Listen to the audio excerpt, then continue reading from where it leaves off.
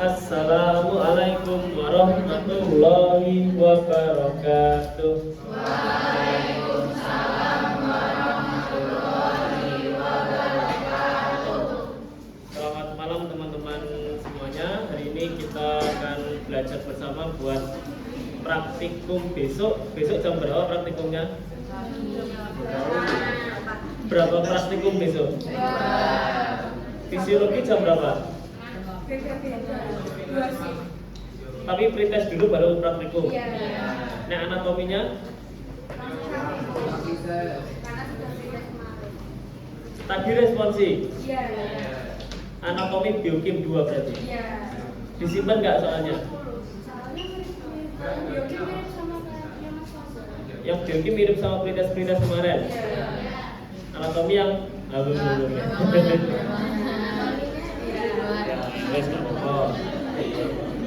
Kalau responsi 1 itu terdiri dari 3 praktikum: anatomi skeletal, anatomi muskulus, sama biokim. Untuk responsi 2 ini ada nanti fisiologi 2 praktikum, fisiologi otot, yang satunya fisiologi refleks plus cerebellum. Terus habis itu histologinya 1, tapi isinya 3. Histologi tulang, otot, saraf. Terus anatomi ada anatomi saraf sama kardiovaskuler. Piroge berarti. Nanti kalau yang anatomi saraf sama anatomi kardiovaskuler rencananya mau diundang asrep lagi nanti dari IMM. Untuk persiapan responsi, bukan untuk praktikumnya, langsung pas mendekati responsi. Kalau untuk fisiologi sama histologi buat responsi kalian belajar sekarang ini, sekalian buat praktikumnya besok. Ini selain materi buat praktikum, di belakangnya ini sudah ada, udah dikirimin belum? Sudah. Jadi bagikan ke temannya. Nah, di sini ada kayak soal-soal ini soal-soal responsi tahun kemarin ini. Jadi nanti sekalian belajar buat praktikum sama belajar buat responsi. Wes, sudah siap semuanya? Oke, baik, kita buka dengan bacaan basmalah dan doa sebelum belajar. Bismillahirrahmanirrahim. Rabbi zidni ilma warzuqni fahma. Amin. Nah, hari ini kita belajar untuk praktikum besok dengan tema fisiologi kontraksi otot. Sebelum belajar mengenai kontraksi otot, harus paham dulu terkait pembentukan otot, asal mulanya ini gimana dulu. Jadi pada awal itu ada namanya sel mesenkim. Sel mesenkim ini adalah sel-sel yang belum punya fungsi. Sel mesenkim itu sel-sel yang belum punya fungsi. Kalau sel berarti jadi apa? Jaringan. Dan awalnya dari jaringan mesenkim pada pembentukan embrio. Jadi kan ketika sperma ketemu ovum itu kan nanti akan membentuk jaringan embrio ini. Nanti di situ ada, masih ingat yang ada ini apa namanya? Kita sperma ketemu ovum jadi zigot, bener nggak? Zigot habis itu jadi embrio, morula, blastula, bla bla bla itu kan. Nah, di situ nanti ada lapisan-lapisannya. Masih ingat waktu SMA ada lapisan ektoderm, mesoderm, sama endoderm. Nah, otot itu berasal dari lapisan namanya lapisan mesoderm, yang lapisan pertengahan pada tengah embrio. Nah, mesoderm ini nanti akan berdiferensiasi. Berdiferensiasi artinya mengalami pematangan. Dia nanti akan jadi, ada yang jadi pembuluh darah, ada yang jadi limfe, ada yang jadi otot. Itu asal mulanya terbentuknya otot. Jadi kalau ditanyain dari bagian mana, lapisan mana, yaitu lapisan mesoderm. Kemudian klasifikasinya, otot dibagi 3, masih ingat? Jantung, rangka, sama polos. Tapi kalau di fisiologi kita khusus belajar untuk yang otot rangka. Bacaku habis.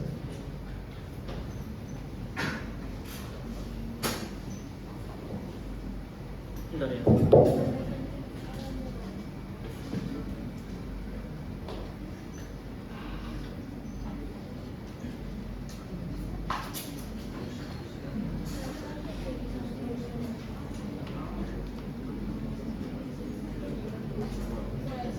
Dan kembali lagi, di sini kita belajar terkait fisiologisnya otot rangka.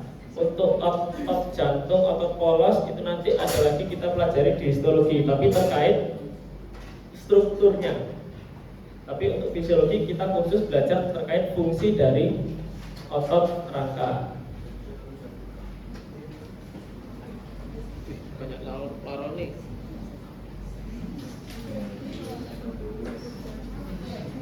Nah, ini bedanya otot rangka, otot polos sama otot jantung.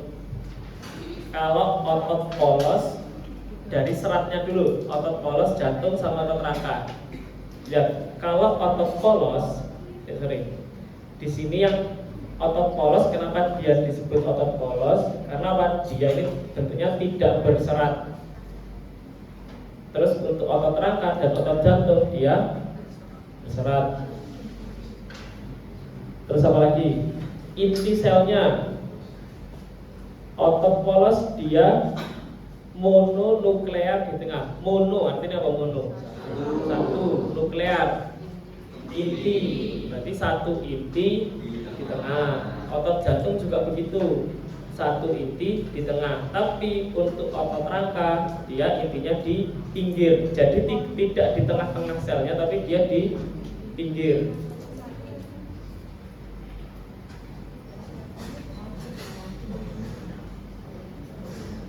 Terus otot polos dan otot jantung dia bekerja secara otonom. Otonom artinya dia bekerja secara terus menerus tanpa harus diberi rangsangan.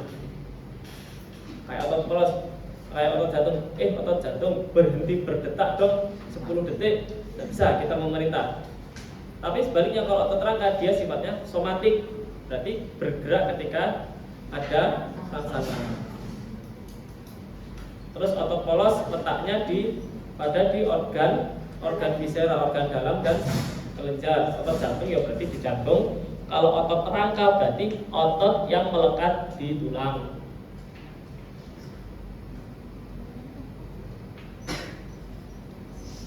Untuk sumber energinya ini sama semua, yaitu dari kalsium, Ca2+, kalsium dan cairan ekstraseluler.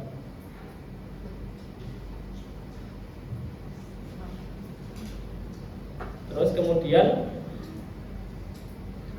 kalau otot rangka dia ini untuk sumber ATP ya. Tadi kan kalsiumnya. Kalau sumber ATP-nya di sini bisa dari aerob dan anaerob. Tapi kalau otot jantung dan otot polos dia hanya aerob. Terus sifat-sifatnya di sini kalau otot polos kontraksinya lambat, dapat mengalami tetani. Tetani itu artinya kram. Tetani itu kram. Dan tahan terhadap kelelahan. Otot polos dia tahan terhadap kelelahan. Kenapa ya? Karena dia bekerja terus menerus. Otot jantung juga sama.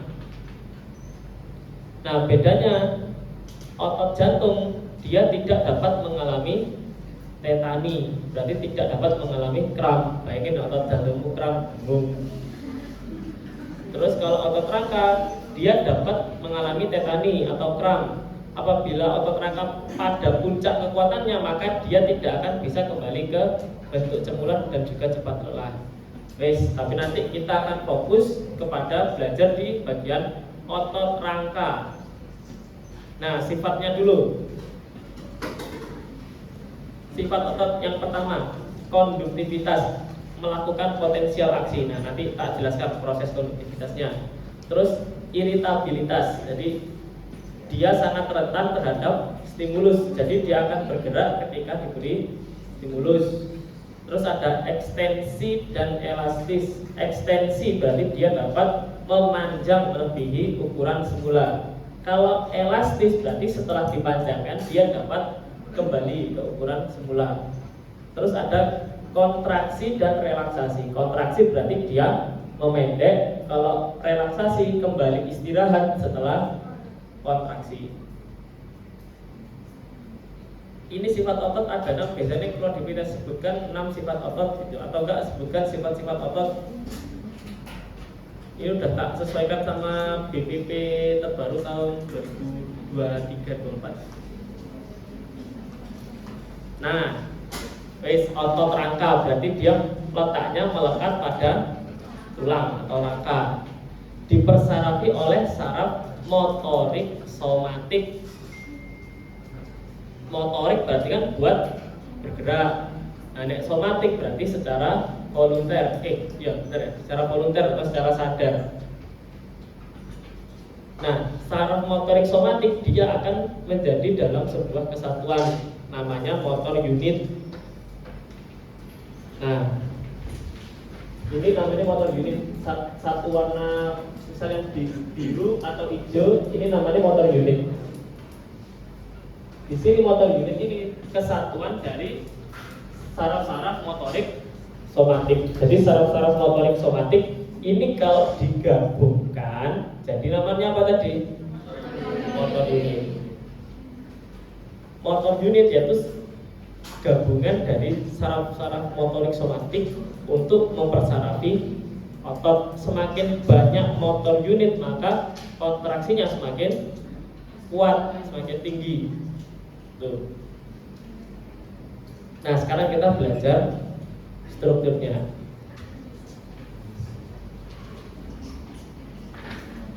Oke, kita belajar struktur otot rangka. Tadi otot rangka dia nggak banyak sentuh tuh ini.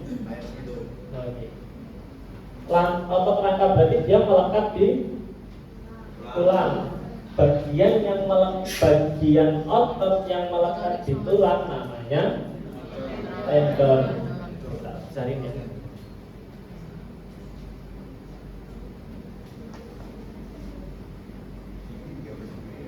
Iya, gambar sendiri ini.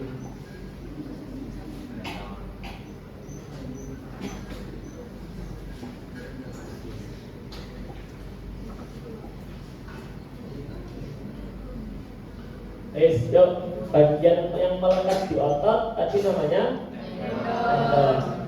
Nah, otot dilapisi lapisan paling luar. Lapisan paling luar namanya epimysium. Lapisan paling luar namanya apa? Epimysium. Di dalam epimysium ada namanya fasciculus. Ini namanya satu fasciculus.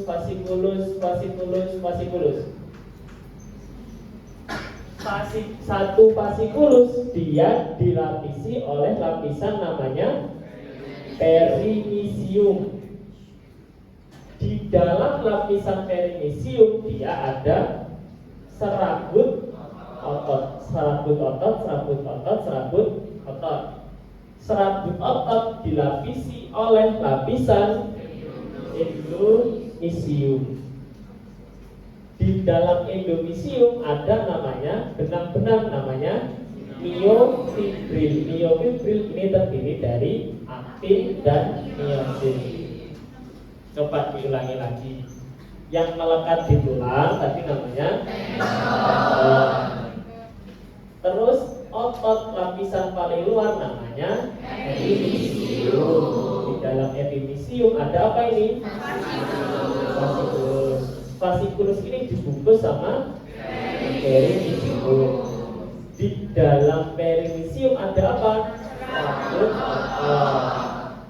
Serabut otot dibungkus oleh namanya tadi apa? Endomysium. Di dalam endomysium ada myofibril yang terdiri dari aktin dan miosin. Paham sampai sini susunannya ini? Setelah ini diperkecil lagi, kita ke aktin dan miosinnya.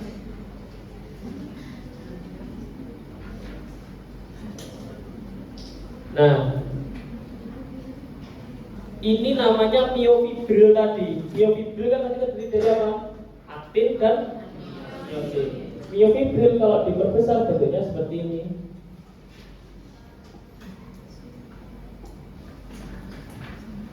Base.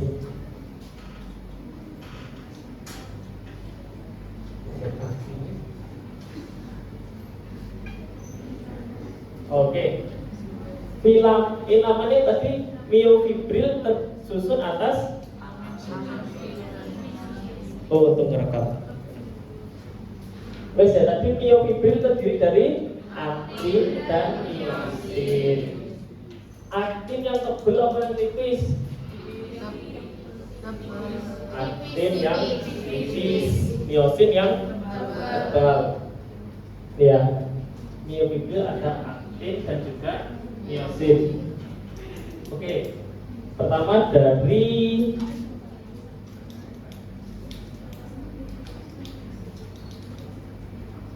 garis dulu.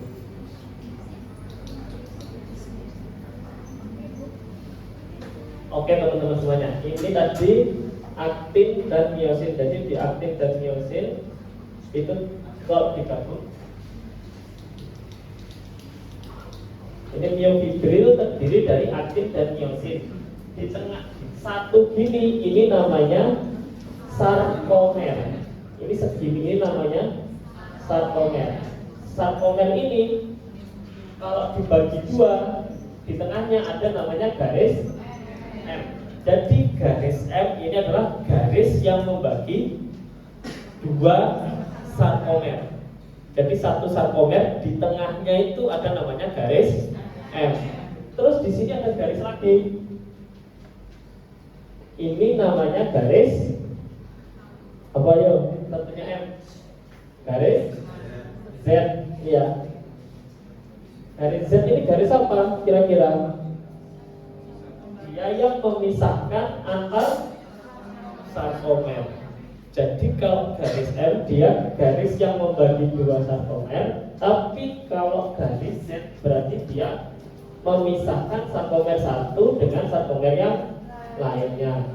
Wes, garis M sama garis Z paham? Habis garis ada namanya pita, pita sama zona.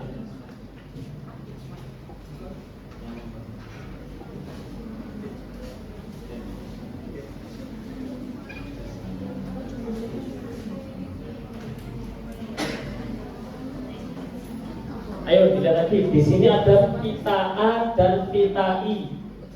Pita A disebut pita gelap, sedangkan pita I disebut pita terang. Kenapa bisa begitu? Coba lihat ini susunannya.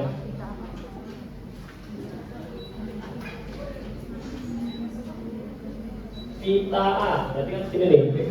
Ini segini namanya pita A. Dia disebut pita gelap. Yang satunya ini segini namanya pita I. Pita I disebut pita terang. Kenapa Pak satu disebut pita gelap, satunya pita terang? Coba ini dari pita A dulu, dia terdiri dari apa aja di sini berarti? Aktin dan miosin. Pita A terdiri dari aktin dan miosin, sedangkan pita I-nya, coba dilihat pita I. Dia hanya terdiri dari aktinnya saja, sehingga terlihat lebih tipis. Kalau di sini secara mikroskopis dia terlihat lebih terang. Namanya itu. Pita A kenapa disebut pita gelap? Karena dia tebal dan tumpuk-tumpuk antara aktin dan miosin. Sedangkan pita I disebut pita terang karena dia tipis, cuman ada aktin saja. Sampai sini paham? Nah, kita tadi ada garis. Kalau garis ada garis M sama garis Z. Kalau garis M dia membagi satu sarkomer menjadi dua. Kalau garis Z berarti dia memisahkan antara sarkomer satu dengan sarkomer yang lain. Terus pita ada pita A yaitu pita gelap terdiri dari aktin dan miosin. Tapi kalau pita I dia disebut pita terang karena terdiri dari aktin saja. Terus di sini ada lagi namanya zona, zona H. Habis dulu.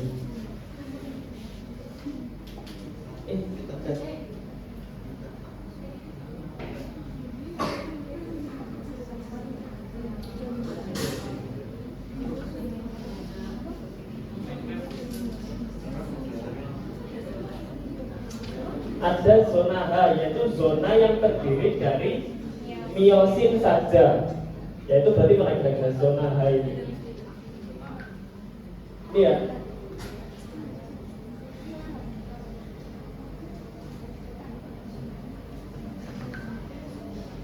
Nih, ini namanya zona H, yaitu zona yang hanya terdiri dari miosin. Oke, berarti kita ulangi sama-sama di sini.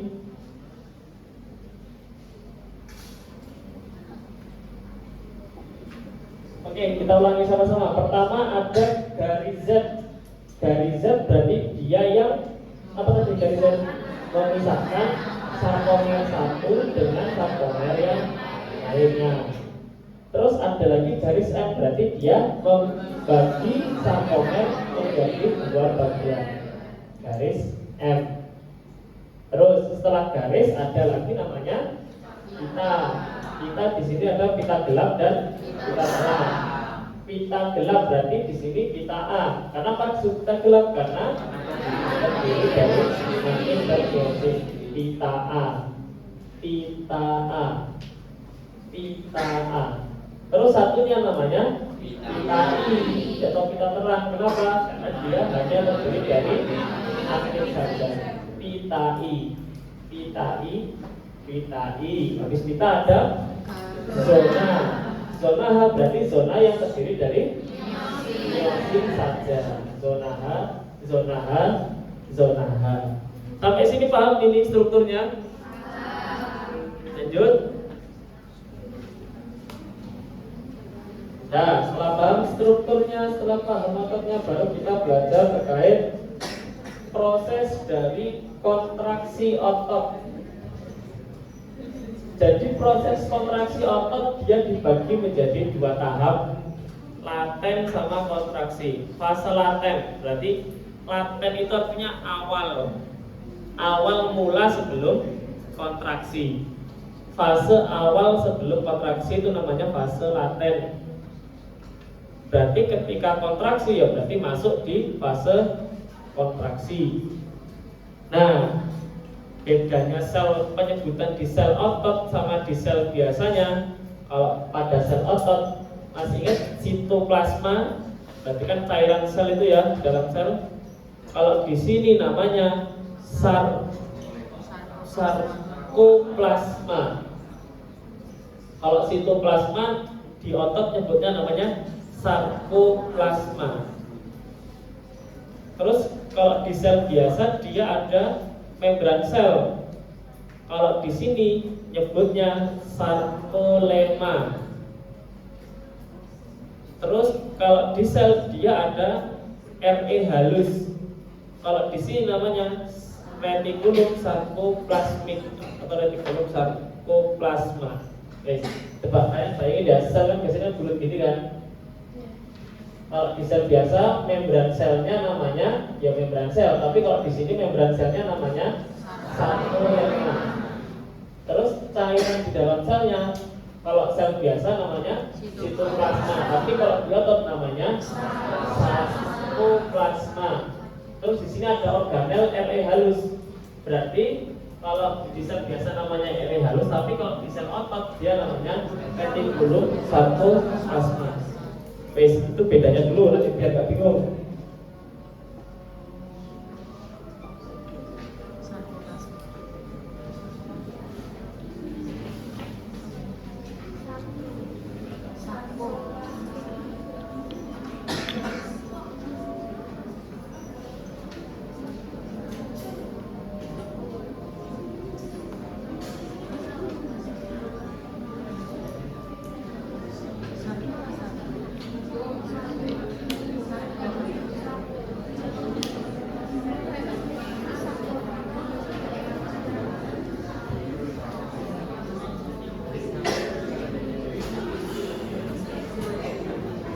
Sudah? Lanjut. Ada dulu ya bentar ya.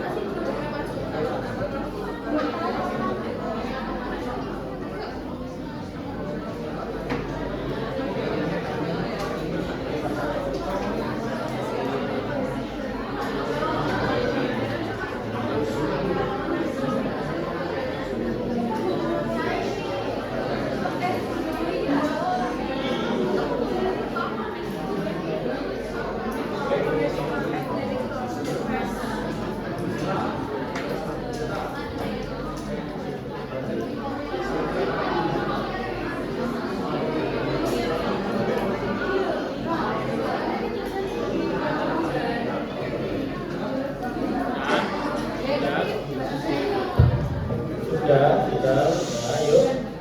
Sudah selesai saja, lanjut lagi. Oke, jadi ceritanya ini proses kontraksi otot. Ini diperhatikan baik-baik karena variasi soal dari proses kontraksi ini banyak. Jadi harus paham konsepnya. Pertama, ada namanya potensial aksi. Jadi ketika kita menerima rangsang kan bentuknya secara fisik. Ini akan dirubah menjadi arus listrik dalam bentuk potensial aksi yang melambat melalui neuron satu ke neuron lainnya, dari sel saraf satu ke sel saraf lainnya. Ini dalam bentuk arus listrik. Nah, kemudian hingga berakhir pada nanti namanya terminal akson. Jadi kan sel saraf masih ingat dari dendrit yang menerima ke badan sel ke akson ke terminal akson. Jadi terminal akson ini adalah ujung dari akson. Ini namanya terminal akson. Terus ya, potensial aksi sampai di terminal akson. Terus di sini ada namanya asetilkolin. Asetilkolin ini dia lepas. Dia akan menempel di namanya protein reseptor. Sehingga apa? Di sini nanti ada kanal natrium dan kanal kalium yang terbuka. Dipahami dulu. Habis ini potensial aksi akan berlanjut lagi hingga sepanjang membran plasma. Berlanjut hingga ke membran plasma. Potensial aksi yang perambatan dia akan menuruni tubulus T, yang ada panah merah ini. Kemudian potensial aksi pada tubulus T akan melewati retikulum sarkoplasmik. Berarti kan gambarnya ini retikulum sarkoplasmik kalau di sel otot. Kalau di sel biasa berarti dia RE. Menyebabkan permeabilitas berubah sehingga melepaskan ion kalsium ke dalam sitosol, berarti di cairan selnya tadi. Wes di sini dulu. Ini masih di membran plasma lokasinya. Gampangnya ini lokasinya masih di membran sel. Membran sel otot. Wes ya. Jadi potensial aksi cepat lagi. Tadi potensial aksi. Potensial aksi sampai di mana tadi? Terminal aktor. Melepaskan apa? Namanya asetilkolin. Asetilkolin dia akan nempel di namanya protein reseptor, sehingga apa? Kanal natrium dan kanal kalium dan kanal natrium ini terbuka. Kalau dia terbuka, otomatis ada yang masuk keluar. Potensial aksinya lanjut lagi. Menurunnya apa tadi? Tubulus T. Tubulus T melewati retikulum sarkoplasma. Nah, akibatnya apa di sini? Potensial aksi yang melewati tubulus T, melewati retikulum sarkoplasma menyebabkan permeabilitasnya ini berubah, sehingga ion kalsium yang ada di membran dia akan masuk ke sitosol. Kenapa kok harus ion kalsium yang masuk? Karena syarat dari kontraksi otot dia butuh dua, kalsium sama ATP. Dua ini harus ada. Kalau ATP dia akan diproduksi sendiri. Kalau yang kalsium dia harus dari sini turun ke sitosol. Oke, ini namanya masih di fase paten. Terus ini fase kontraksinya. Mas, itu yang makan 24 yang dari dulu saya jual di sini apa di Budo Pak? Sini boleh. Itu nanti kalau kurang bisa tak ulangi lagi. Lanjutin aja sini. Makasih ya Mas. Oke, ini kita tadi itu fase laten, artinya apa? Fase sebelum terjadi kontraksi. Jadi dia menyiapkan hal-hal yang dibutuhkan sebelum kontraksi. Yang dibutuhkan apa tadi sebelum kontraksi? Kalsium. Intinya ion kalsium ini harus lepas dulu, gimana gitu.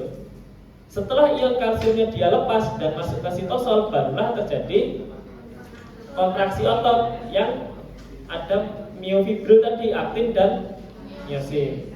Oke, ion kalsium lepas. Ya, ion kalsium lepas, kemudian dia akan berikatan dengan namanya troponin. Jadi ini aktin, ini miosin. Dia akan berikatan dengan namanya apa tadi? Troponin yang bulat-bulat berwarna ungu. Dia akan nempel di situ. Nah, akibatnya apa? Kalau kalsium ini berikatan dengan troponin, di sini sisi perlekatannya akan terbuka. Sisi perlekatan untuk siapa? Sisi perlekatannya aktin untuk kepala miosinnya ini nempel. Setelah sisi penekatannya ini terbuka, kepalanya miosin dia akan nempel ke aktin. Guys, perlekatan kepala miosin dengan aktin akan membentuk namanya cross braid. Kemudian cross braid ini akan mengakibatkan pergerakan kepala miosin yang menggeser filamen aktin. Ini nanti kepala miosinnya akan menggeser aktin, sehingga apa? Terjadi kontraksi. Tak lanjutin dulu, ke sini diulang ya. Terus.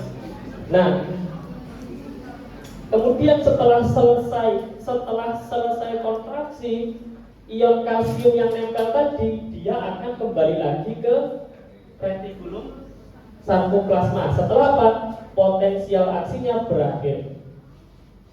Kalau potensial aksi ini berakhir, berarti kalsiumnya tadi yang udah nempel di sini akan balik lagi ke atas tadi, retikulum sarkoplasma. Sehingga apa?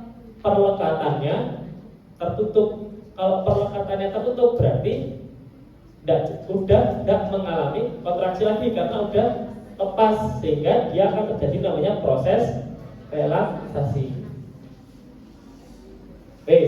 Mumet. Nah, nggak apa, saya belajar ini 2 minggu sendiri nih. Oke. Diulangi lagi ya kawan-kawan semuanya. Kita belajar namanya proses kontraksi otot. Ada namanya fase laten, Apa tadi? Ada dua fasenya, fase laten dan fase kontraksi. Fase laten, kenapa dia disebut laten? Berarti fase awal sebelum terjadi kontraksi. Intinya di sini siap-siap dulu. Apa yang dibutuhkan ketika kontraksi ini harus ada. Terus ketika dia mau kontraksi berarti dia masuk ke fase kontraksi. Wes dibahas dulu yang fase laten.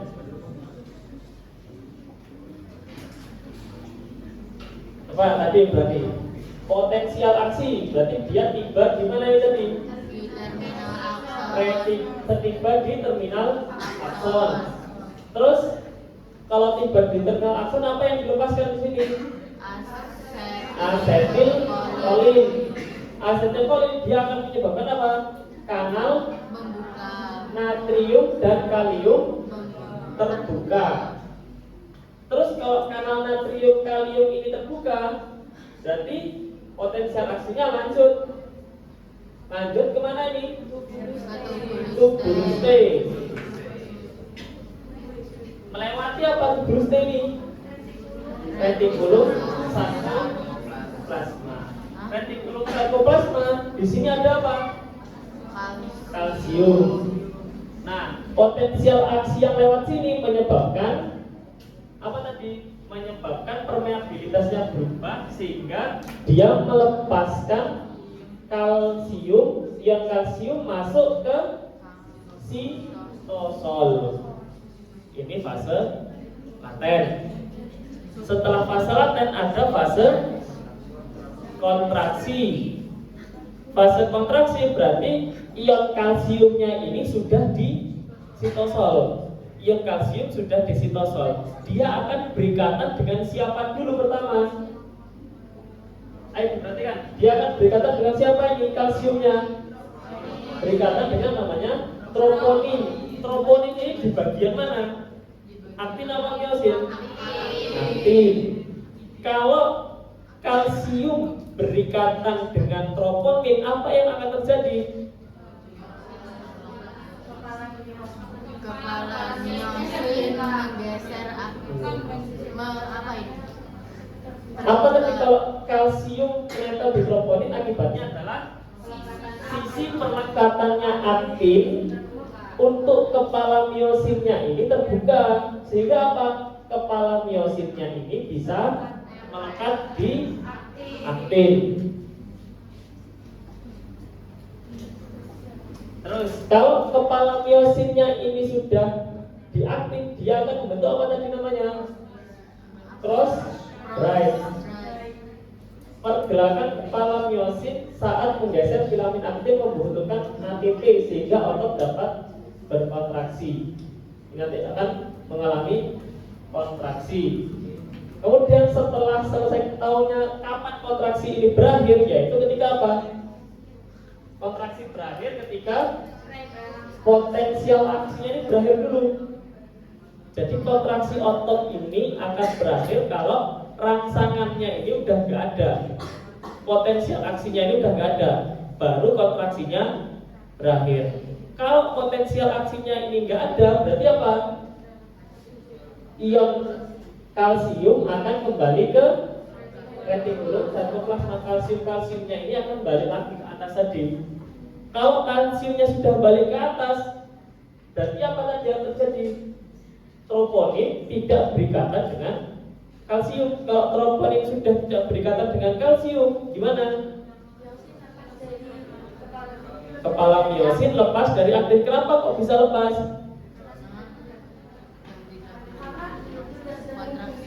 Tadi apa?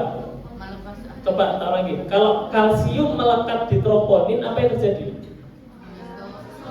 Membuka sisi pelekatan. Lah, kalau kalsiumnya ini udah balik, berarti gimana? Sisi pelekatannya kembali tutup. Akibatnya apa? Kepala miosinnya lepas. Kepalanya miosinnya lepas, berarti kembali ke awal, yaitu relaksasi.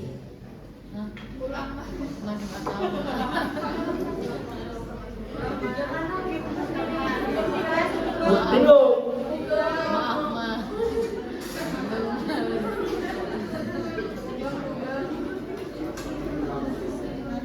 Ini mah otot Wes, ini nanti dilanjut dulu, nanti kalau ketemu soal balik ke materi lagi. Nah ini syarat terjadinya kontraksi yang pertama adanya rangsangan. Terus ada lagi ATP. ATP tadi untuk fungsinya adalah power stroke, yaitu sebagai tenaga. Terus kalsium, tadi dia apa? Fungsi kalsium, dia berikatan dengan troponin, yaitu mendorong troponin sehingga apa? Membuka perlekatan terhadap kepala miosin. Kemudian ada lagi namanya molekul sliding filamen, yaitu molekul yang terlibat ketika kontraksi aktin dan miosin. Terus molekul sliding filamen. Yang pasti ingat cross break tadi. Siapa saja orang yang terlibat di sini? Pertama pasti ada aktin dan miosin. Aktin, miosin, dah. Terus ada apa lagi di sini? Tempat prosesnya kalsium. Berarti ada troponin. Benang-benangnya ini namanya adalah tropomiosin. Walaupun namanya tropomiosin, tapi dia tempatnya di aktin. Wes, molekul sliding filamen ada 5. Sama satu lagi. ATP dan kalsium. Wes, oke, diulangi lagi. Molekul sliding filamen yang pertama pasti ada aktin sama miosin. Terus di bagian aktin ada troponin dan tropomiosin. Setelah itu ada ATP dan kalsium. ATP-nya tidak terlihat di sini.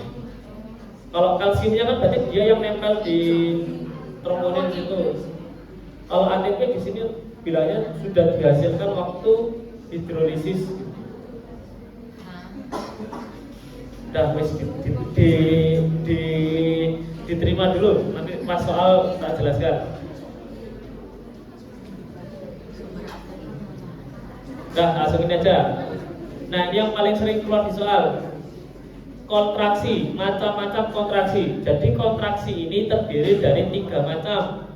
Ada kontraksi temporal, kontraksi tunggal, kontraksi temporal, sama somasi multiple. Kita bahas satu-satu dulu. Dari kontraksi tunggal. Kalau kontraksi tunggal berarti dia cuma ada fase laten, kontraksi sama relaksasi. Nih. Ini kontraksi tunggal, ada namanya satu fase laten di sini. Ini fase laten. Fase laten terus naik sampai puncaknya. Ini namanya fase kontraksi. Sampai puncak terus turun. Ini namanya relaksasi. Jadi kontraksi tunggal hanya terjadi satu kontraksi, satu relaksasi. Nah, fase laten ada apa aja tadi? Ini masih nyambung sama sebelumnya. Fase laten. Fase laten berarti awal kontraksi ketika potensial aksi datang. Terus apalagi yang di fase laten paling penting adalah kalsiumnya ini masuk ke sitosol. Terus pada fase kontraksi, masih ingat fase kontraksi berarti waktu naik ini. Waktu ini naik berarti ada apa? Aktin dan miosin berikatan. Bentuk apa tadi namanya? Terus kalau dia berikatan, sarkomernya otomatis memendek, saling ketarik. Tapi kalau relaksasi berarti sarkomernya bukan memanjang, kembali ke semula.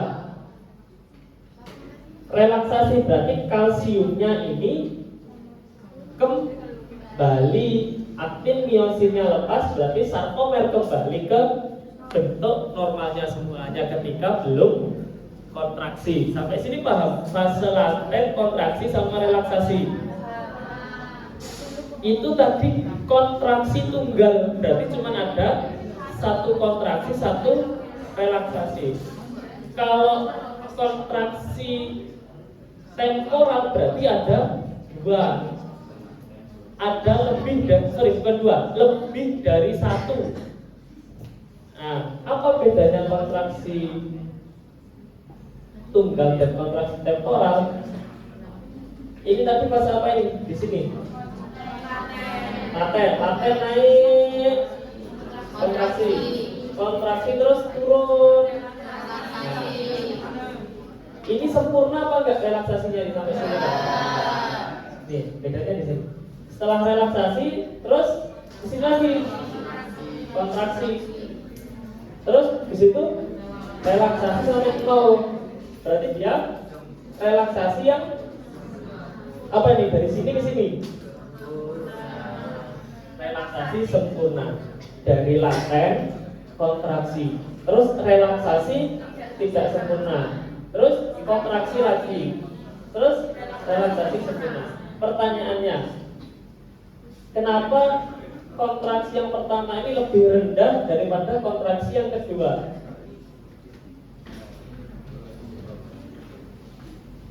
Kenapa kontraksi yang awal itu lebih rendah daripada kontraksi yang kedua?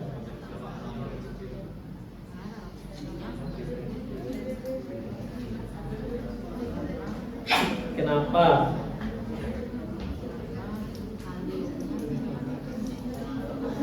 Wes disimpan dulu, dipikir dulu nanti ada jawabannya.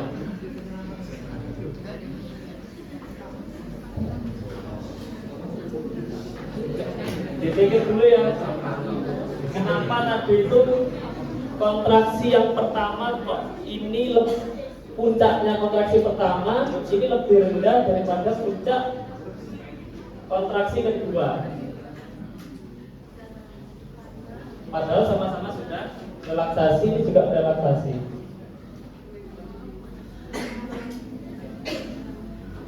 Ini itu diagram misal, jadi nanti ada kata ini dikasih kayak arus listrik arus listriknya ini diibaratkan sebagai nanti potensial aksi. Nah, dari situ nanti akan terdeteksi di alat ada naik ini. Nah, dari pola-pola itu tadi terbagi jadi 3. Ada yang cuma sekali kontraksi, sekali relaksasi, berarti itu namanya kontraksi tunggal. Terus kontraksi, terus relaksasi tapi belum relaksasi full, terus dikontraksikan lagi, terus relaksasi. Nah, itu kontraksi temporal. Yang ketiga, ini ada kontraksi multiple atau somasi multiple. Jadi dia itu diberi rangsa, ibaratnya kalau di kataknya besok itu dikasih listrik berkali-kali. Terus bisa dilihat di grafiknya. Pasti grafiknya akan bentuk seperti ini. Kalau yang kontraksi tunggal dia cuma dikasih sengatan listrik sekali, gitu toh. Berarti ya ini. Kalau yang temporal, kalau yang ini dikasih listrik berkali-kali. Nah, grafiknya akan berbentuk seperti ini. Pertama, ada namanya fase trip di sini. Itu ketika dikasih rangsangan sama tapi banyak sekali.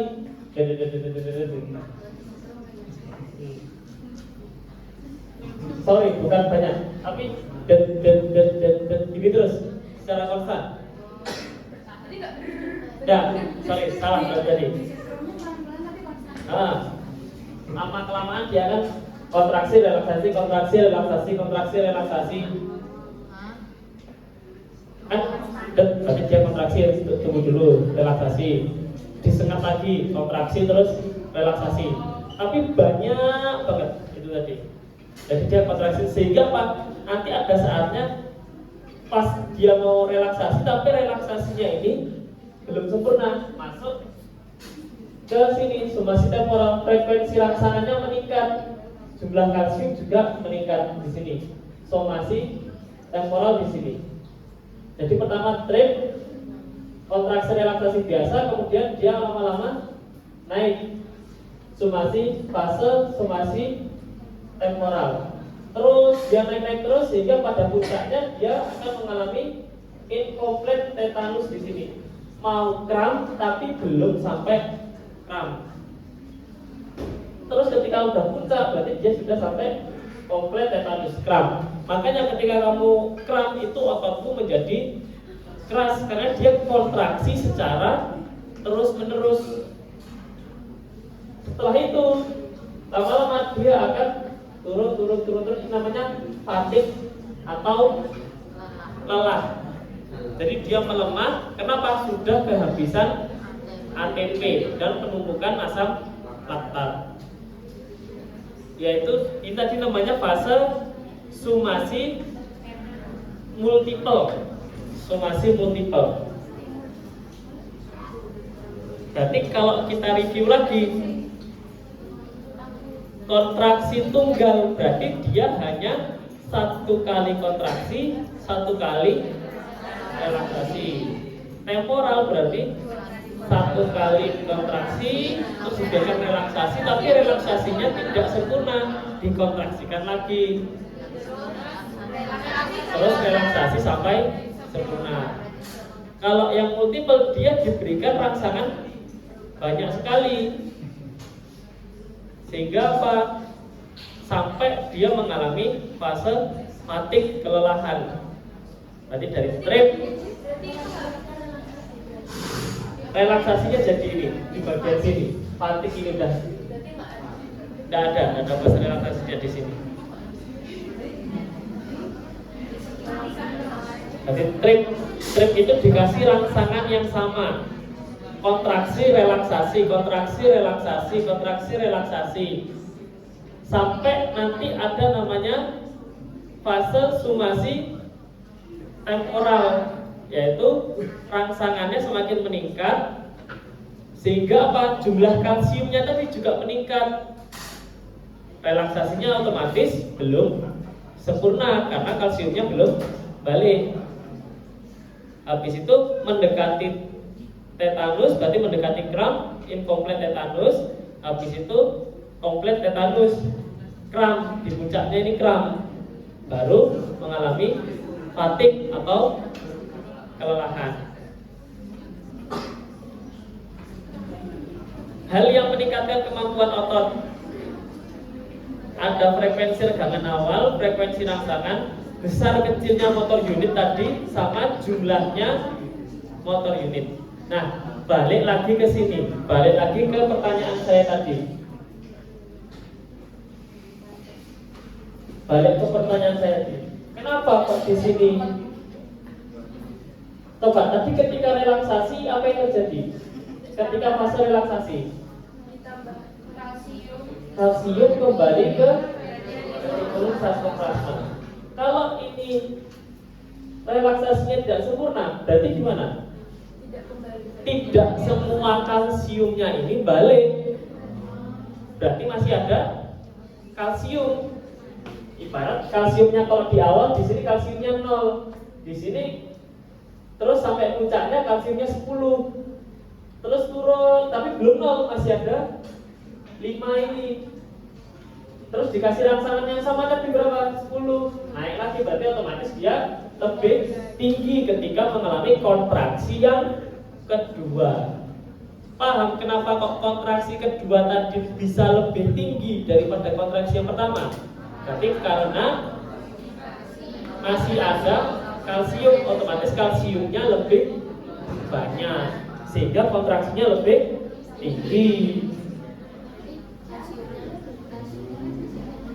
Kalsiumnya kan balik, tapi karena ini belum sempurna, berarti belum semuanya balik, masih ada sisanya sekian ini, ditambahin kontraksi lagi. Karena kalsiumnya ini lebih banyak, berarti kontraksinya lebih tinggi. Ada yang pernah keluar ini soal kayak gini. Kenapa? Pertanyaannya, mengapa pada kontraksi kedua, pada kontraksi temporal lebih tinggi daripada yang pertama? Berarti karena jumlah kalsiumnya lebih banyak daripada yang pertama. Wes, yuk kita coba kerjakan bersama-sama.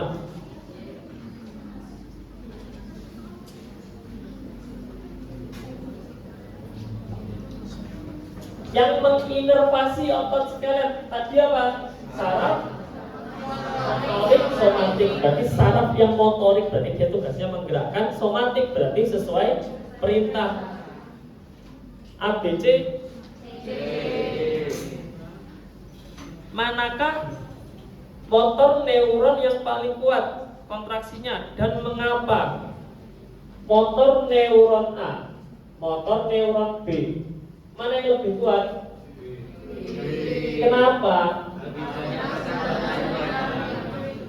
Karena rekrutmen motor unitnya ini lebih banyak. Rekrutmen dari motor unit ini lebih banyak. Neuron motor B lebih banyak daripada neuron motor A. Ya, lebih kuat motor neuron B karena serabut saraf yang menginervasi otot ini lebih banyak. Jadi yang mempengaruhi kekuatan kontraksi ada dua. Yang pertama jumlah motor neuronnya, satu lagi ukuran dari motor neuronnya. Semakin besar ukurannya ya berarti kontraksinya semakin kuat. Semakin banyak jumlahnya berarti kontraksinya semakin kuat.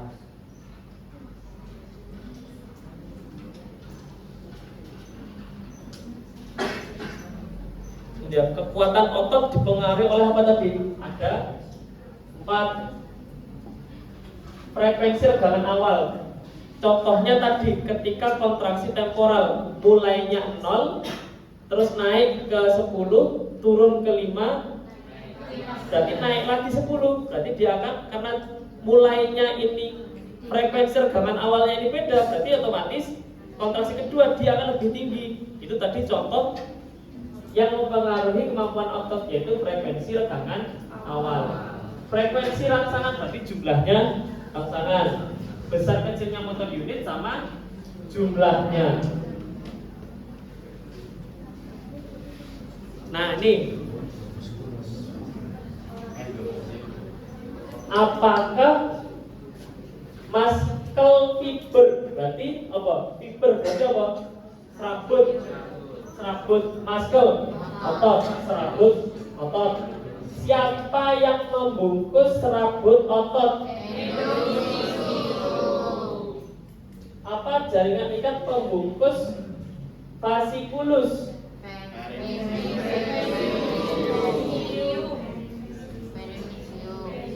Ya, benar, perifisium. Ya, benar, epimisium. Epimisium berarti yang bukan, otot. Tendon ini tempat pelekatannya di tendon. Epimisium ini yang paling luar. Jadi urutannya berarti lapisan paling luar namanya epimisium. Di dalam epimisium ada fasciculus. Fasciculus dibungkus perifisium. Terus di dalam perifisium ada serabut otot dibungkus endomisium. Endomisium di dalamnya ada miosin yang terdiri dari wis diapalno iku. Api ya gambarnya ya? Iya. Effort banget. Nah, yuk, nah soalnya model-model gini nih. Asetilkolin membuka kanan. Jam. Fungsi dari asetilkolin. Coba di sini tadi ingat nggak asetilkolin? Dia datang. Ya. Tadi kalau yang datang ini apa, siapa namanya tadi? Potensial aksi. Potensial aksi datang, dia melepaskan asetilkolin. Asetilkolin dia ngapain tadi asetilkolin? Membuka kanal. Kok iso kanal aktif? Kanal kalium natrium. Kanal kalium natrium ini udah kebuka. Terus bahkan ada kalium masuk, natrium masuk, atau kalium keluar, natrium keluar. Gitu kan ya? Terus potensial aksi ini lanjut lagi ke tubulus T, menuruni retikulum sarkoplasma. Permeabilitas di sini berubah. Akibatnya apa? Kalsiumnya ini masuk ke sitosol. Ini berarti potensial aksi yang di sini akan apa tadi dia? Mengubah permeabilitas sehingga kanal kalsium terbuka, kalsiumnya masuk ke sitosol. Wes, kalsiumnya sudah sampai di sitosol, apa yang terjadi? Kalsium melekat di apa nanti kalsium melekat di mana? Troponin. Terus nek kalsium melekat di troponin apa? Kalsiumnya ini membuat apa? Apa? Kalsium ini nempel di aktin, berarti yang berubah aktinnya bukan miosinnya. Apa di situ yang berubah? Membuka perlekatan di bagian aktin. Buat siapa? Buat si kepala miosinnya ini nempel di aktin. Terus kalau kepala miosinnya sudah nempel di aktin, dia akan membentuk apa tadi namanya? Cross braid. Akibatnya apa? Akan terjadi sliding filament, yaitu bisa menggerakkan aktinnya. Terjadi kontraksi. Terus ketika potensial aksinya ini sudah berakhir, apa yang terjadi? Kalsiumnya kembali ke retikulum sarkoplasma. Akibatnya apa? Pelekatannya tertutup, balik ke posisi awal, yaitu relaksasi. Sekarang yang ditanya adalah fungsi dari asetilkolin. Yang ngapain asetilkolin tadi? Kalium dan natrium. Natrium, kalium. Yang membuka kanal kalsium siapa? Retikulum.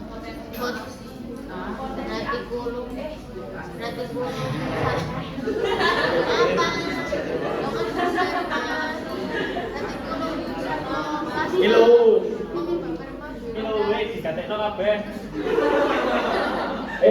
Asetilkolin tadi dia membuka kanal Kalium. Terus di sini ada potensial aksi ke sini. Akibatnya apa di sini? Kanalnya terbuka. Kanal kalsium terbuka. Berarti siapa yang membuka kanal kalsium?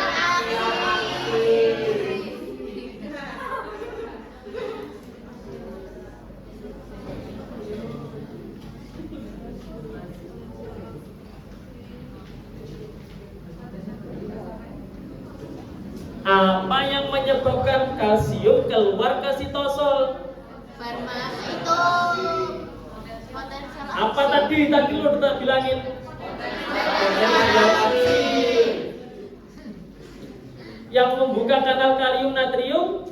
Asetilkolin. Wes.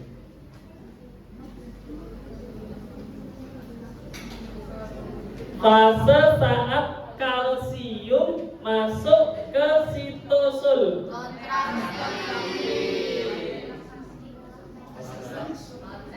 Ada apa kontraksi? Kontraksi.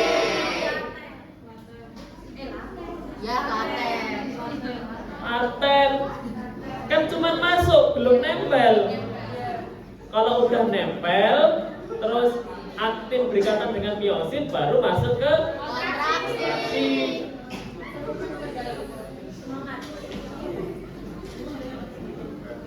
Mudeng bedone, iki lho mau lho. Paham. Fase laten iki lho. Berarti fase laten Ketika kalsium masuk ke sitosol ini kan masih fase laten. Kecuali aktin udah berikatan sama miosin, ini baru fase kontraksi.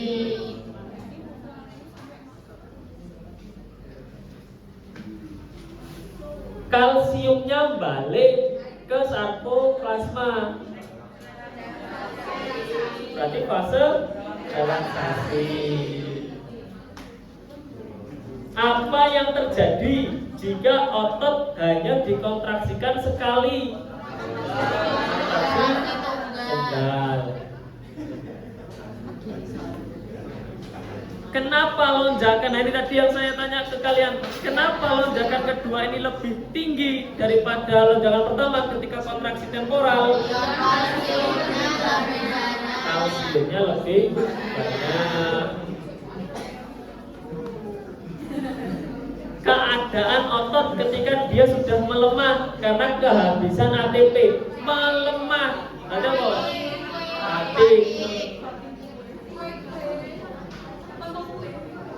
Ayo ini coba cek apa yang terjadi ketika otot dikontraksikan kedua kalinya pada 120. Nah, kontraksi kedua. Somasi.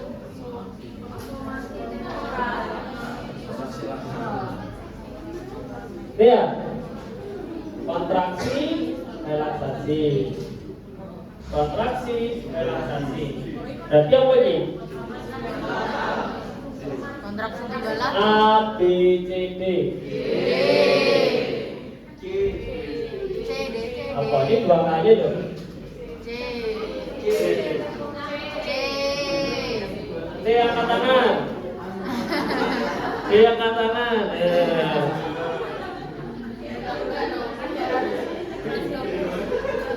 Nah, somasi aja.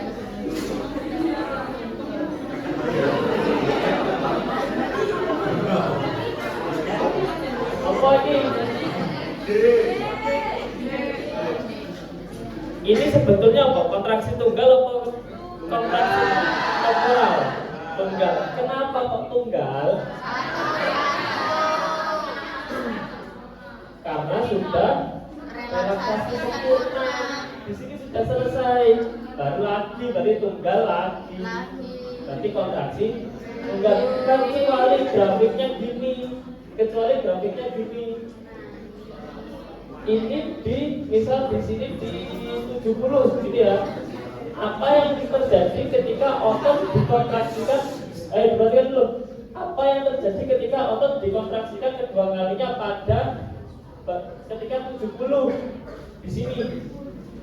Nah, ketika gini berarti apa yang terjadi? Kontraksi temporal. Baru kalau ini namanya somasi.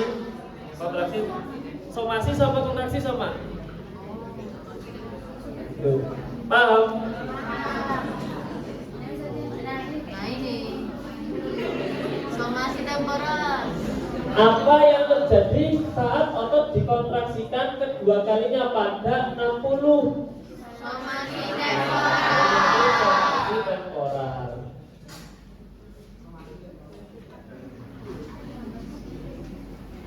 Ya Allah. Fungsi ATP ini ya, power stroke. Ini ATP itu sebagai pompa kalsium dan power stroke. Nah ini di bawah ini yang merupakan sumber ATP yang paling cepat habis, ini harus jatuh ya. Jadi sumber ATP itu ada banyak. Ada dari pemecahan ini ya, ada pemecahan keratin fosfat, glikolisis, siklus Krebs dan fosforilasi oksidatif. Yang paling cepat habis yaitu yang ini, yang keratin fosfat. Sedangkan glikolisis, siklus Krebs, fosforilasi oksidatif ini habisnya lama. Wes iki hafal noe. Pak memahami prosesnya sulit. Berarti yang cepat habis mana? ABG. Nah, kenapa? Tolong jangan tanya kenapa. Saya belum belajar sama yang ini. Ini prosesnya panjang ini. Wes intinya di sini kalau yang cepat habis itu yang keratin fosfat.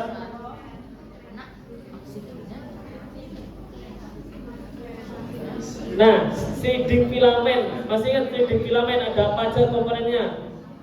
Aktin, miosin, troponin, troponiosin, ATP sama kalsium.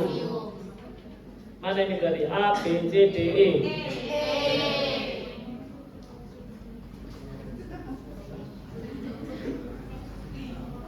Nah nih, apa sel punca? Apa tadi nama selnya? Yang ketika belum punya fungsi. Sel SNG. Berarti yang harusnya benar jawabannya yang A.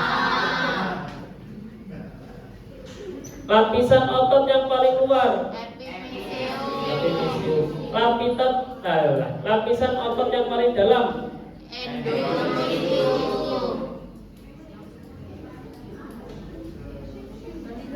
Pada proses kontraksi otot terjadi pemendekan komponen. Apakah yang memendek komponennya? Nah, pembagian. Jadi ketika kontraksi otot itu kan si miosin geser aktin. Jadi dia miosin geser aktinnya ini ke arah tengah, ke arah garis apa ini mau jadi? garis lem, Dia akan bergeser ke arah garis M sehingga dia akan memendek. Jadi sarkomernya, jadi kalau ditanya komponen apa yang memendek, yaitu bagian sarkomer. Ya, sarkomer memendek ketika terjadi kontraksi.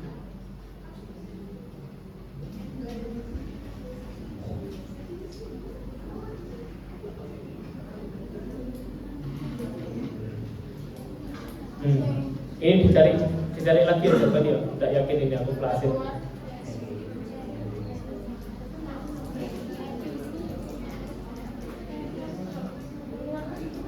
Nih.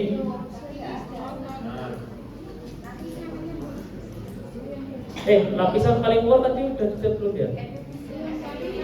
Epifisium nggak ada. Berarti yang paling setelah epifisium berarti perifisium.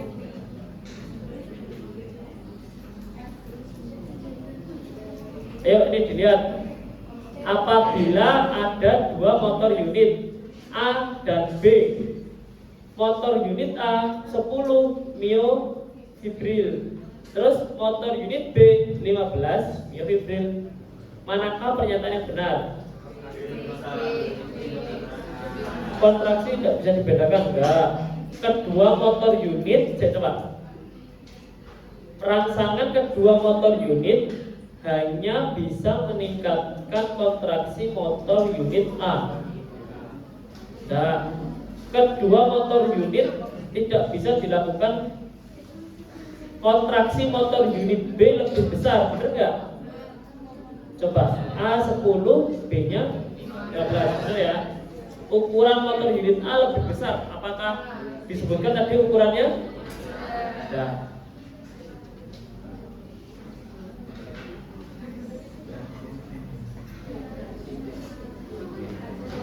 Fungsi potensial aksi. Apa tadi potensial aksi?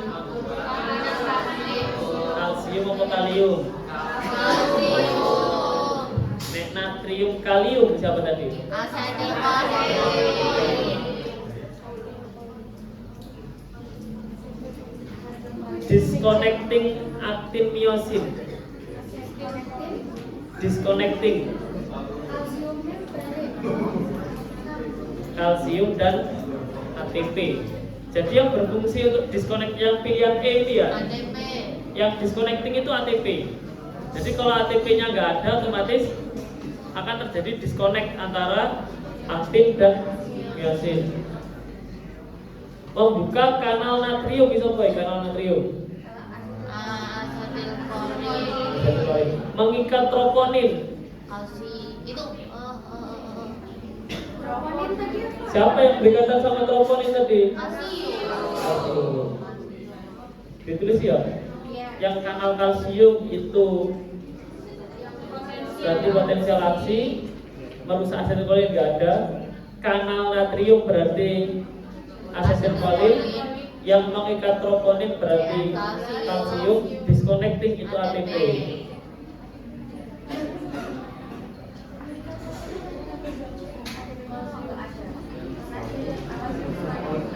Nih, yang ditunjuk coba lihat tuh panahnya. Duh, panahnya dua bisa. nanti yang itu telat Panahnya yang mana nih? Coba kalau panahnya di 0 situ, laten, ayo semuanya dilihat. Kalau panahnya di 0 berarti laten, ke Kalau panahnya nunjuk yang bagian kuning, kontraksi. Panahnya nunjuk di bagian merah, Relaksasi. Oke, paham ya?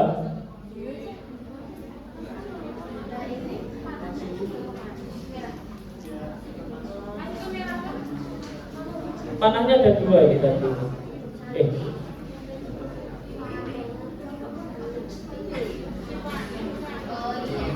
Ini tuh panahnya ada dua ini kalau kalian lihat. Satunya ini di nol, satunya ini di merah atau kuning ya? Merah. Relaksasi. Lanjut.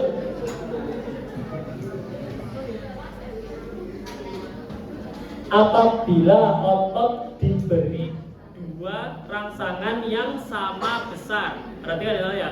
Otot diberi dua rangsangan yang sama besar. Rangsangan kedua diberikan saat relaksasi kontraksi pertama belum sempurna. Bagaimana gambaran dari kontraksi kedua? Kontraksi kedua lebih besar karena belum relaksasi sempurna. A ya jawabannya ya.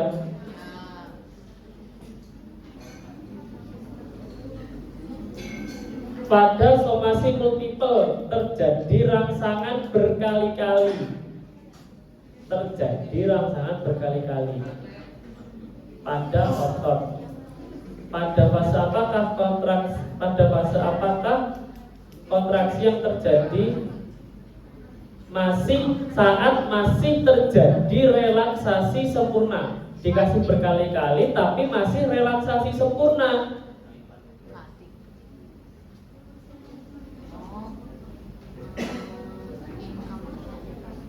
Coba dilihat gambarnya. Tapi masih relaksasi sempurna. Trip opo somasi temporal opo tetanus. Trip. Jadi kalau trip ini dia tuh kalau lihat grafiknya dia itu masih dikasih rangsangan berkali-kali tapi masih relaksasi sempurna. Kemudian kalau yang somasi temporal ini rangsangannya ditingkatkan sehingga relaksasinya ini belum sempurna, dia naik terus. Pada hampir ke puncak namanya incomplete tetanus, hampir kram. Terus habis itu di puncaknya dia tetanus atau kram, terus baru ke fatigue. Berarti kalau ditanya di soal ini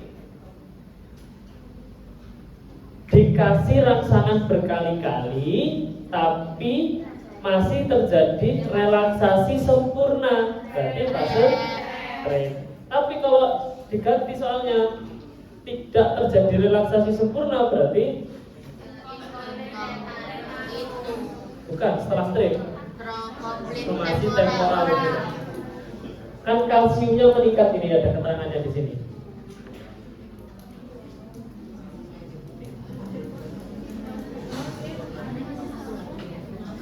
Intinya kalau yang TREM dia itu sudah masih relaksasi sempurna, tapi kalau mulai somasi temporal ini relaksasinya belum sempurna. Nah ini panah pada fase apakah ini berarti? Sudah mulai turun kelelahan. Fatigue. Coba nih fase-fasenya. Kalau di sini berarti apa yang di sini? Sini. Somasi temporal. Naik lagi. Incomplete tetanus. Fatigue. Berarti itu yang boleh kembali. Fatigue.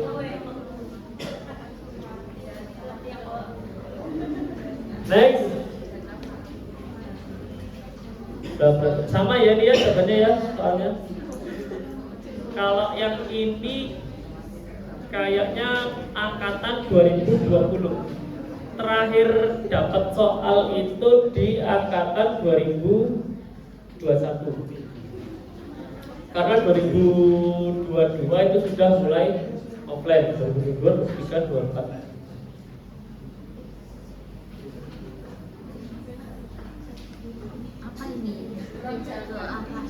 Pada proses kontraksi otot. Dibaca nih. Jawabannya yang di sini belum tentu benar loh ya. Pada proses kontraksi otot, komponen apa yang mengalami pergeseran ke arah sentral?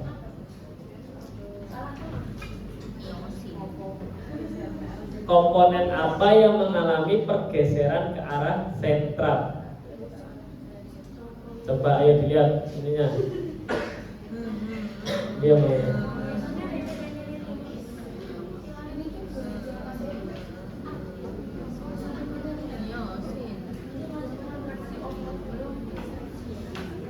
Ayo lihat. Pilihannya kan kalau nggak aktif miosin ya. Yang bergerak ke arah sentral ini siapa? Aktin. Jadi yang bergerak itu aktin. Aktin yang bergerak, yang menggerakkan siapa? Miosin. Jadi siapa yang bergerak ke arah sentral? Aktin. Siapa yang menggerakkan aktin? Miosin. Berarti jawabannya aktif. Ada nggak di situ aktif? Ada, nggak ada. Nggak ada. Mana sih tadi? Gerakan aktinnya. Aman. Tadi aktif itu filamen tebal atau filamen tipis? Tipis. Ada nggak filamen tipis? Ada. Jadi Aktif. filamen yang tipis kan? Cik ngeyel aktin, aktif gak ono kok ning ngene. Kalau filamen tebal berarti siapa? Syarat coba ya, flasid. Coba nanti kamu cari tahu artinya flasid ini apa ini. Siapa yang memendek? Komponen apa tadi yang memendek? Sarkomen. Pada periode laten. Pada periode laten berarti sebelum terjadi Kontraksi.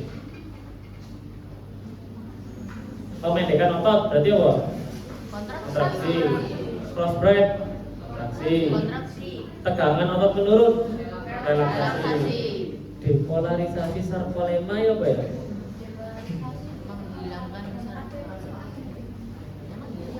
Wes berarti apa? Pompa kalsium tadi apa? Berarti ketika kalsium masuk ke sitosol. Kalsium masuk ke sitosol berarti apa? Pada fase laten. Ini sama. Ini paham nggak kenapa jawabannya pompa kalsium? Karena kan tadi pada fase laten itu kan kalsium masuk ke sitosol. Nah itu di pompa kalsium, namanya tadi proses pompa kalsium, yaitu ketika kalsium masuk ke sitosol. Pada gambar yang ditunjuk fase, nggak ditunjuk ya gambarnya ya. Pada gambar kontraksi, gambar yang ditunjuk. Nah kalau ini baru ini cuma satu panahnya, berarti periode. Wes kurang lebih kalau soal responsi fisiologi otot kurang lebih soalnya seperti ini. Jadi kalau kalian tempiran praktikum ini sudah sekalian sama responsi besok, gitu ya. Jadi selain ini buat pretest, sekalian buat responsi. Intinya kontraksi otot ini memang harus paham prosesnya. Yang bagian ini terutama, yang bagian proses ada fase laten sama fase kontraksi itu harus benar-benar paham. Jadi urut-urutannya ini harus benar-benar paham. Wes coba sekali lagi ya. Habis ini pulang. Ini kalian paham, kalian pulang. Jangan paham di sini. Ayo semuanya bareng-bareng. Oke, pertama ada potensial aksi datang ke sini sampai di ini apa yang namanya tadi? Terminal aksa. potensial aksi sampai ke terminal akson. Apa yang terjadi? Melepaskan Ascensor balik lepas. Terus di sini apa yang terbuka di sini? kanal natrium Kanal natrium dan kalium. Kanal natrium dan kalium terbuka oleh siapa? Asetil kolik. Terus potensial aksi berlanjut sampai ke tubulus T, menuruni retikulum sarkoplasma. Akibatnya apa terjadi? Perubahan permeabilitas sehingga terjadi pompa kalsium. Kalsiumnya masuk ke sitosol. Terus kalsium sudah di sitosol. Terus kalsiumnya akan berikatan dengan troponin. Troponin bagian dari siapa? Aktin. Akibatnya apa? Kalau kalsium berikatan dengan troponin, dia akan membuka perlekatan untuk siapa? Kepala miosin. Kalau perlekatannya terbuka, berarti kepala miosinnya bisa nempel ke aktin. Kalau kepala miosin sudah nempel di aktin, dia akan menggeser ke arah sentral. Jadi siapa yang digeser? Aktin yang menggeser miosin. Terus ketika potensial aksinya ini sudah berakhir, apa yang terjadi? Kalsiumnya balik ke retikulum sarkoplasma. Kalau kalsiumnya balik, otomatis perlekatannya akan tertutup karena sudah tidak berikatan dengan troponin. Ya, kalsiumnya udah balik, berarti sudah tidak berikatan dengan troponin tadi. Kalau sudah tidak berikatan, berarti sinnya sudah tertutup. Terus habis itu kepala miosinnya lepas atau tidak melekat. Nah, kalau habis itu berarti ketika kepala miosinnya ini lepas, dia akan terjadi relaksasi. Paham prosesnya ini? Ada yang ditanyakan? Berarti besok praktikum 2. Kalau kalian ini tidak lulus, tidak apa namanya? Inhal berarti. Ada nggak fisiologi inhal? Ya wes, berarti wes udah jelasin semua atau minimal. Di sini yang baru datang siapa tadi kader? Berapa orang kader? 1, 2, 3, 4, 5, 6. Ya wes, cukup. Nanti kalau mau belajar nanti masih di sini dulu nggak apa-apa. Oke, sudah cukup. Besok dapat 80 bisa ini yang datang di sini. Aja amin naik. Besok di sinau ini nanti. Ya besok. Ya berarti kan semoga. Pokoknya kalau kalian belajar itu setidaknya nilai 70, 80 itu bisa. Kalau batas referensinya berapa? Batas referensinya 30. Di bawah 30 referat. Hal. Batas lulusnya berapa? Di atas 60 lulus tanpa tugas. Tugas wajib toh. Tugas wajibnya kayaknya cuma tulis kayaknya. Ya kan tinggal nyalin toh. Ya udah, cukup semuanya. Baik, kalau sudah cukup, mari kita tutup dengan bacaan hamdalah dan doa kafaratul majelis. Subhanallahumma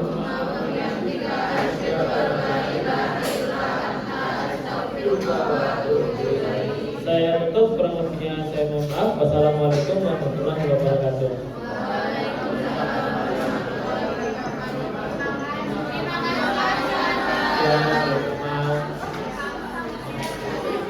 Kader yang baru datang, kader delegasi yang baru datang kalau mau belajar